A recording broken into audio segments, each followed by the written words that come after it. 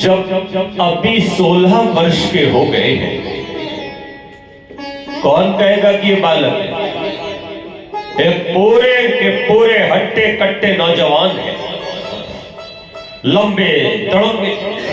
और अजान बाहु को इसलिए कहते हैं, धरती पर केवल राम ही हुए हैं अजान बाहु, यानी खड़े होने के बाद आपके हमारे जो ये हाथ होते हैं घुटनों से ऊपर रहते हैं, उनके हाथ घुटने से नीचे तक आ जाते हैं। बड़ी लंबी भुजाएं थी उनकी, हाथी के सूंड की तरह। देखो, हमें अपने महापुरुषों का मजाक नहीं बनाना चाहिए। बहुत सारे लोग कहते हैं कि आर्य समाज के लोग तो भगवान को नहीं मानते, राम को नहीं मानते, कृष्ण को नहीं मानते, हनुमान को नहीं मानते। और हमें इतनी पीड़ा होती है ये सुनकर के, मतलब हम सवाल करना चाहते हैं, क्रॉस क्वेश्चन, हम नहीं मानते कि तुम नहीं मानते। देखा जाए तो मानना तब मानना होता है जब बात भी मानी जाए। मुझे बताओ, आपके पिताजी या आपका बेटा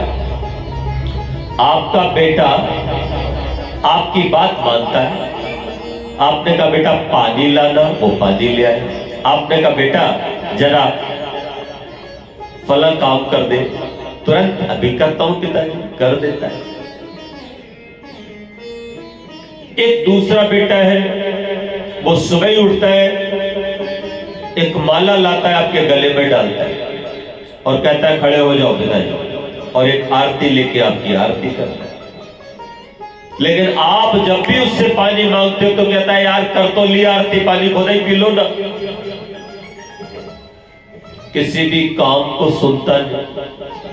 मुझे बताओ, दोनों में से कौन प्रिय होगा? तो आप यही तो कहोगे कि झूठी आरती करता है सुबह आकर के मेरी, ये आरती वारती की जरूरत मुझे नहीं है। अरे मेरी बात तो तू मानता नहीं, मेरे बताए तू रास्ते पे चलता नहीं, तो कैसे तू मेरा बेटा है? तू मेरा अच्छा बेटा नहीं। ध्यान रखना, उसी तरह भगवान के हम सब बच्चे हैं। हम भगवान की बात मानते हैं तो हम भगवान के अच्छे बच्चे हैं, और भगवान की केवल स्तुति कर लेते हैं, कोई भजन गा लेते हैं, थोड़ा सा यज्ञ रचा लेते हैं, जल्दी जल्दी 19 मंत्रों की संध्या कर लेते हैं। तो तुम चाहे हिंदू हो, मुसलमान हो, सिख हो, ईसाई हो, ध्यान रखना तुम्हारी इबादत हुई नहीं, तुम्हारी पूजा हुई नहीं। पूजा तब होगी, इबादत तब होगी, बंदगी तब होगी, भजन तब होगा जब तुम इन चीजों से परे होकर तुम उसकी बात मानते। मैं अक्सर एक सवाल करता हूं लोगों से, बोलो सुख चाहते हो कि दुख? बताओ, सुख चाहते हो कि दुख? सब लोग सुखी तो चाहते हैं। ध्यान रखना, तुम इसलिए सुख चाहते हो कि ये तुम्हारी प्रकृति है, ये तुम्हारा स्वभाव है। तुम कभी भी दुख के साथ नहीं रह सकते।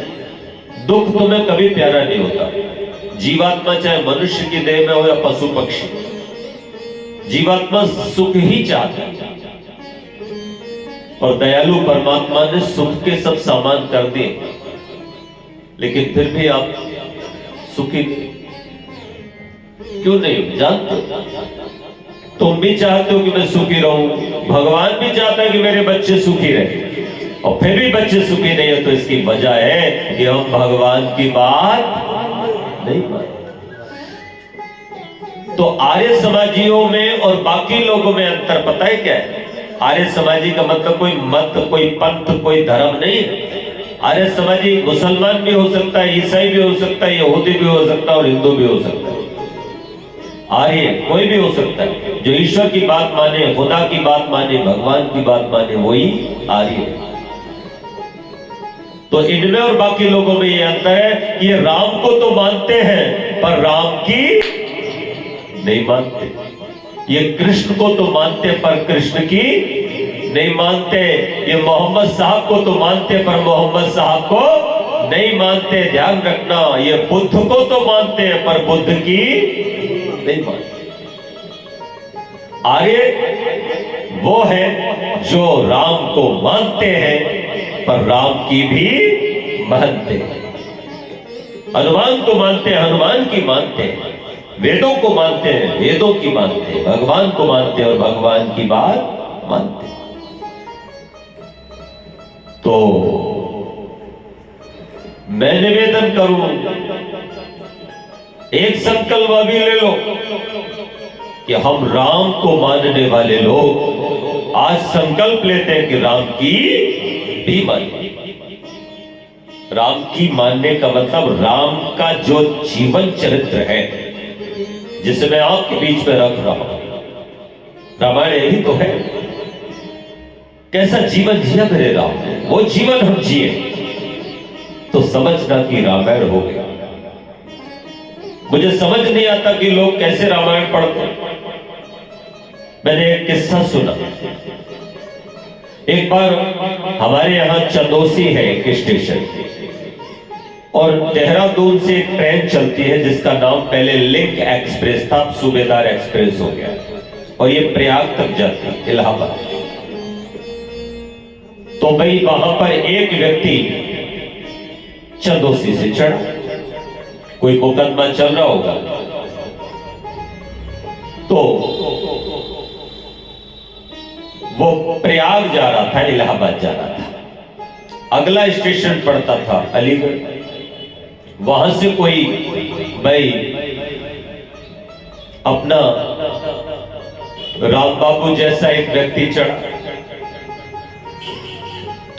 और राम बाबू जी आर्य जब चढ़े तो सौभाग्य था या जो भी कह लो, उन्हीं की सीट के पास में बैठ गए।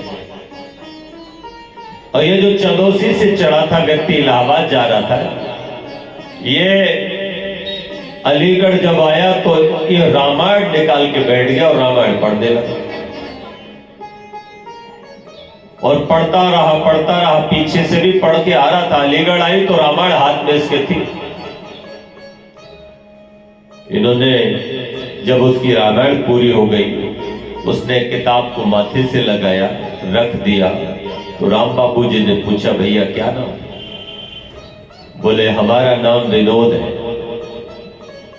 इन्होंने कहा तुम कहां रहते हो? बोले चंदोसी के पास से एक गांव है जा रही, वहां के रहने वाले।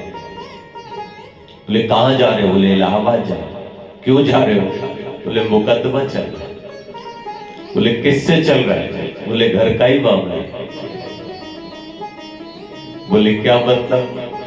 बोले अब से कोई 3 साल पहले की बात है, हमारे खेत का पिताजी के मरने के बाद बंटवारा हो गया था, लेकिन हमारा जो छोटा भाई है वो कह रहा था गोहान वाला खेत मैं लूंगा, तो हम उससे कह रहे थे ये कहता हमें दे दो और तो वो वाला दे। बस इसी बात पे झगड़ा हो गया और हमने उसको लठ मार दिया, उसने 307 बनवा दी और मुकदमा चल रहा है। तो राम बाबू जी ने कहा अच्छा। राम बाबू जी ने कहा रामायण हमें दो। राम बाबू जी ने वो रामायण छीन ली उससे, और रामायण छीन के अपने पास रखी, और बोले कि ये जो रामायण है ना, ये तू कब से पढ़ रहा है भाई, बताना विनोद। तो विनोद कहने लगा ये रामायण तो जब से मैंने होश संभाला है पिछले 20 साल से पढ़ रहा हूं। बोले थू है, धिक्कार है तुझ पर, तूने रामायण पढ़ी ही, और अगर पढ़ी तो केवल आंखों से पढ़ी और मुंह से पढ़ी। ये रामायण तेरे मुंह में ही रही, ये रामायण तेरी आत्मा में गई नहीं, ये रामायण अंदर नहीं गई। ध्यान रखना, सत्संग 4 चरणों से पूरा होता है, श्रवण, मनन, निधिध्यासन और साक्षात्कार। मतलब सुनना। किसी ने किसी से कहा कि तुम शराब मत पिया करो, बहुत खराब चीज है, सुन लिया। सुनने से काम नहीं चलता, श्रवण से केवल 10 नंबर मिलते। सुना विषय मन को दे देना, मन मनन करे कि वाकई में शराब गलत चीज होती है, आचार्य जी कह रहे हैं नहीं पीना चाहिए। नहीं पीऊंगा, मन में बात आई पीऊंगा नहीं पीऊंगा, ऐसा होने लगा। इसका नाम है मनन। अब ये मनन के बाद नंबर आता है बुद्धि को दे दो निधिध्यासन। मनन से 20 नंबर मिलते हैं, निधिध्यासन से 30 नंबर मिलते हैं। बुद्धि पवित्र थी, निश्चय किया गया कि कल से शराब नहीं पिएगी, 60 नंबर मिल गए। लेकिन अभी पास नहीं हुए, अभी सत्संग नहीं हुआ। चौथा नंबर है साक्षात्कार का। इसका मतलब होता है कि तुमने शराब की बोतल घर में जाकर के निकाली और मुंशी राम की तरह, गुरुदत्त की तरह, तुमने अभिचंद की तरह वो दीवार पे देव मारी और कहा निकल शराब मेरे जीवन से, आज से मैं तुझे छोड़ता हूं। ये हुआ साक्षात्कार। 40 नंबर मिले, अब 100 नंबर हुए, तब सत्संग होता है। केवल सुना और सुन करके कान पवित्र कर लिए। भाई सुशील जी ने सोचा कि यज्ञ पूजा और कथा करा ली, हम तो बड़े पुण्यात्मा हो गए। और आप लोग भी सोचो कि हमने कथा सुन ली तो हम भी बड़े पुण्यात्मा हो गए, हमारा सत्संग हो गया, हमारी कथा हो गई। अब हम भवसागर से छूट जाएंगे। ध्यान रखना, राम की कथा जो सुनता है वो भवसागर से पार हो जाता है, उसके जन्म जन्मों के पाप नष्ट हो जाते हैं। मैं कह रहा हूं दावे के साथ। लेकिन वो कथा कैसे सुनना? कानों से नहीं, कानों से सुनी कथा मन और बुद्धि से होती हुई जब आत्मा में उतर जाएगी तब तुम्हारे पापों की खात्मा हो जाएगी, जीवन का उद्धार हो जाएगा। जैसे अभी इस विनोद का होगा। राम बाबू ने कहा आज से तू रामायण नहीं पढ़ेगा, तुझे हाथ लगाने का भी अधिकार नहीं। विनोद कहने लगा क्यों? बोले एक बात बता, रामायण में कौन कौन पात्र हैं? बोले राम जी और भरत जी, चारों भाइयों के नाम बता। लक्ष्मण और शत्रुघ्न जी। कैसे थे ये? बोले बड़े अच्छे थे। मुझे बता भरत मिलाप में क्या हुआ था? अब पढ़ा तो था ही उसने, कुछ कुछ समझने लगा। कहने लगा कि राम ने पिता को वचन दिए थे तो एक वर में माता कैकेयी ने पिता की ओर से उनको 14 वर्ष का वनवास मांगा और भरत को राज्य कर दिया। क्या हुआ फिर? बोले राम ने तत्काल राजपाट छोड़ दिया, वन चले गए। बोले फिर क्या हुआ? भरत गए उनके पास और कहने लगे राज्य पर आपका अधिकार है भैया, मेरा नहीं, मैं नहीं बैठ सकता। फिर क्या हुआ?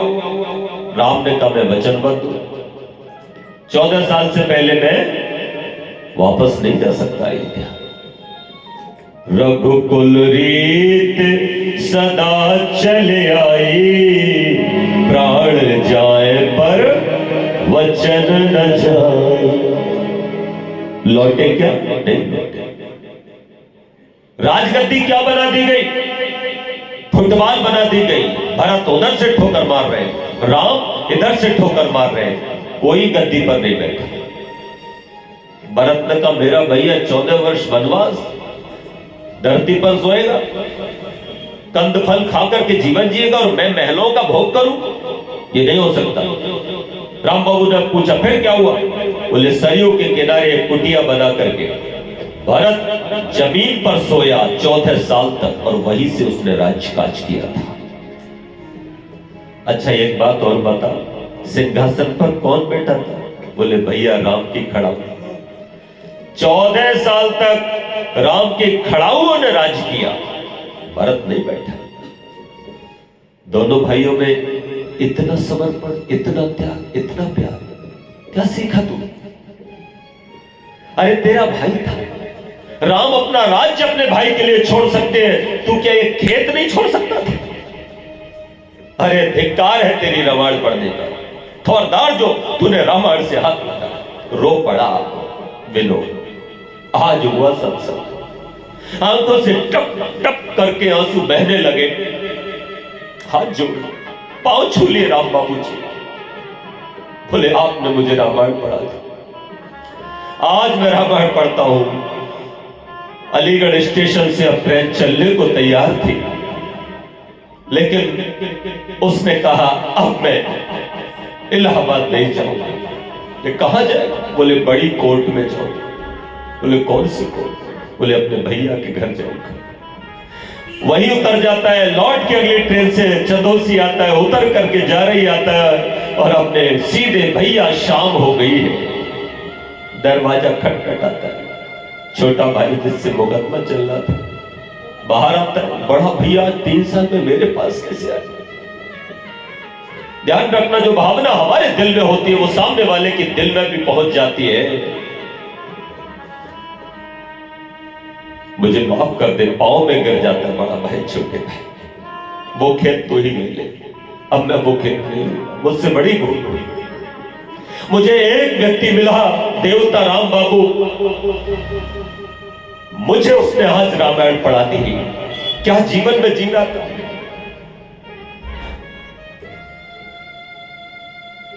आज से मैं तुझे क्षमा मांगता हूं और मैं वो खेत तुझे देता हूं, कोई मुकदमा मुझे नहीं करना। मैं निवेदन करना चाहूंगा। छोटा भैया भी रो पड़ा और भैया को उठा करके भैया के छाती से लग गया और कहने लगा नहीं भैया, अब तुम ही वो खेत कर लो, मैं मुकदमा वापस करूं। दोनों भैया गले मिल गए, कितनी देर तक रोते रहे। मैं निवेदन करूं, मुकदमा खत्म करा दिया, दोनों दिल मन एक हो गए। ये थी रामायण का पढ़ना।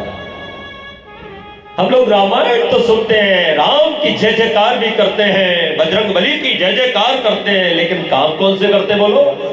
रावण वाला काम, रावण के, और मुंह में नाम राम का। हमने जी अखंड रामायण कराई अपने घर, 24 घंटे तक दंदनाता रामायण की चौपाइयां पड़ी गई। जो रामायण खंडों में है उसे अखंड करके पढ़ा,